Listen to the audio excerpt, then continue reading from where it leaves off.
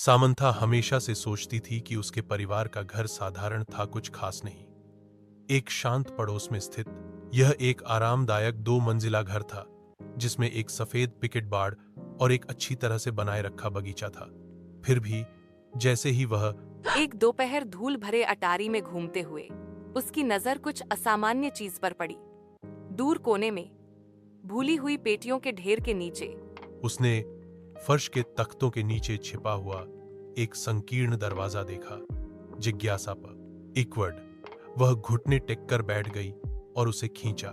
नीचे स्थित छोटा सीढ़ीदार मार्ग एक धुंधले बासी सुरंग की ओर जाता था। दीवारें पत्थर से बनी थीं और एक हल्की ठंडी हवा अंदर से फुसफुसाती हुई प्रतीत होती थी। दिल धड़कते हुए सामंथा सावधानी से नीचे उतरी, उसकी टॉर्च अंधेरे को चीरती हुई। सुरंग उसकी उम्मीद से कहीं अधिक लंबी खिंची हुई थी, जो पृथ्वी के नीचे मुड़ती और मुड़ती थी।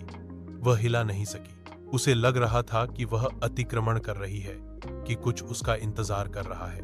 लगभग अनंत काल के बाद सुरंग आखिरकार एक छिपे हुए कमरे में खुल गई।